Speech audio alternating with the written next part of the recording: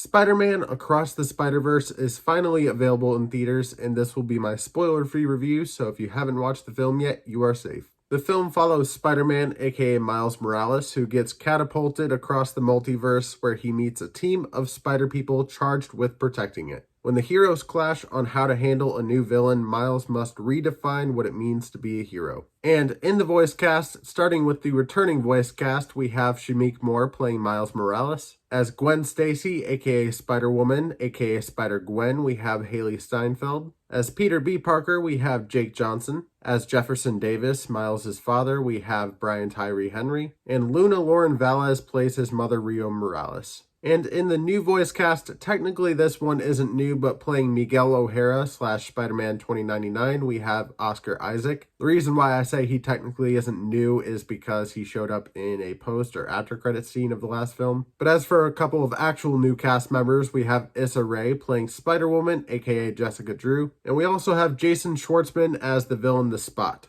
There's a lot of others in the voice cast I could mention, but this is a spoiler-free review, so I want to leave some surprises in there. But yeah, saying it right now, for any of you who haven't seen this movie yet, there are definitely a lot of surprises. Now, before I officially get into my review, I wanted to mention a couple of things first. First thing is that I actually posted a review for 2018's Into the Spider-Verse back in December, so I will link that down below if you want to go check that out after this video. And the second thing I wanted to mention before I start is that I really don't have that much knowledge on the character of Miles Morales. My first introduction to him was with Into the Spider-Verse. And then there was a little more knowledge built upon with the PS4/PS5 game. But for the most part, the only Spider-Man I have the most knowledge about is Peter Parker. So I'm not very familiar with a lot of these characters like Miguel O'Hara or Jessica Drew. I guess I'm what you'd call a casual Spider-Man fan, but when it comes to Peter Parker, I am a diehard Spider-Man fan. So yeah, even though I'm not really addressing any Easter eggs due to spoilers in this video, I still wanted to mention that just because it might affect how I feel about the movie just a little bit. And what the heck, while I'm mentioning things, there's one more thing I want to mention. My allergies have been killing me recently, so I might sound a little bit nasally, might have to take some pauses. I'll try to edit around what I can, but just bear with me through the next couple of videos. But with all that out of the way, let's officially get into the review, starting with the positives. The biggest and most obvious compliment I have to give to this film by far is the animation. I will say it right now, setting it in stone, this is the best animation I've ever seen in any movie or TV show ever. The way they're able to mix so many different styles like cartoon, hand-drawn, watercolor, CGI, stop motion, whatever it might be, and have it all work together simultaneously is nothing short of impressive. Somehow, 9 times out of 10, you completely buy these characters existing in the same space together and interacting with one another. There are some slight nitpicks that I have when it comes to the animation that I will get to in the later half of this video, but for the most part, like I said, this movie is one of the best, if not the best, animated movies I've ever seen. I'm going to do a couple rapid fire positives here. I think the voice acting is great. You never once feel like the characters are just actors recording lines in a booth. And maybe even more importantly, I feel like the voices match the characters. Next up, the soundtrack. The soundtrack doesn't stand out quite as much as Into the Spider-Verse because it's a lot less word heavy, but in those moments of action, the music really amplifies those scenes, adds to the energy and the intensity of what's going on. Whoever composed for this movie did a really great job. Last couple of positives, and then I will get into the negatives. Firstly, the story. Like I said with the music, it doesn't stand out quite as much as it did in Into the Spider-Verse, but I do think the story is still very strong in here. Love the story they build upon with Miles and his family, and I especially like seeing a little bit more from Gwen's story, getting to see a little bit more from her perspective. Very much had me invested here, even more so than the Spider-Verse aspects. Which leads me to my last positive. You know I had to say it. I love those Spider-Verse aspects. I love seeing all the different spider people trying to find all the different cameos and Easter eggs. And sure, I might not know all of the spider people, but I didn't know all of the spider people in Into the Spider-Verse, and I now love all of them. For anyone who is a fan of Spider-Man out there, really just a fan of Marvel, or really just a fan of superheroes in general,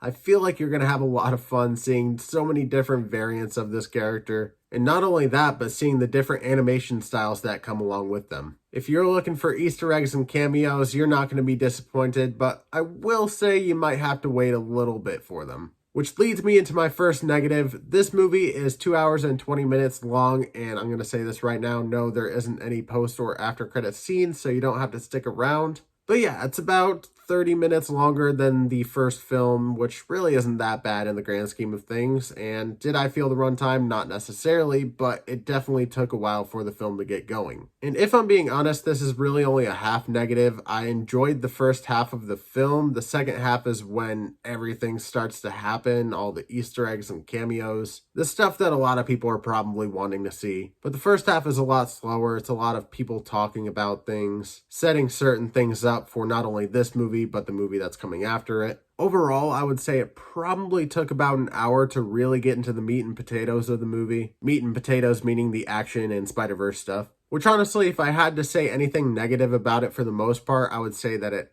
just kind of drags a little bit in the first half. But I don't mind the story that they're telling or the things that they're setting up in that first half. It just took a little bit to get there. And I don't know, I feel like when it comes to younger audiences, they're going to have a harder time getting into this movie than they did with the first one. Yes, it is a lot longer of a movie, but it's a lot darker and a lot more serious of a movie. I wouldn't say it's as dark as something like Venom, but it's definitely a bit of a tonal shift from the first one. It is a little more focused on story. It is a little more focused on the dialogue between characters. And it is setting up a lot for what comes later in the film, but for the most part, what comes in the next film. Which leads me to my next negative. This is a very setup heavy movie, which means that a lot of the things that are set up in this film don't get resolved at the end of the film. Saying it right now, this movie ends on a cliffhanger. Not a huge spoiler there. I don't think that's a big surprise by any means. This very much feels like the middle chapter of a trilogy setting up what's about to happen in the finale. I can't really say that it's telling a full, conclusive, and satisfying story. It's only telling half of one. And I gotta be honest, I wish I could say that I don't mind that, but I kind of mind that. Because aside from the Spider-Verse stuff, I really don't feel like they addressed much with the villain in the film, which I really won't mention anything about. The only thing I'll really say in regards to that is that I feel the villain was slightly underused.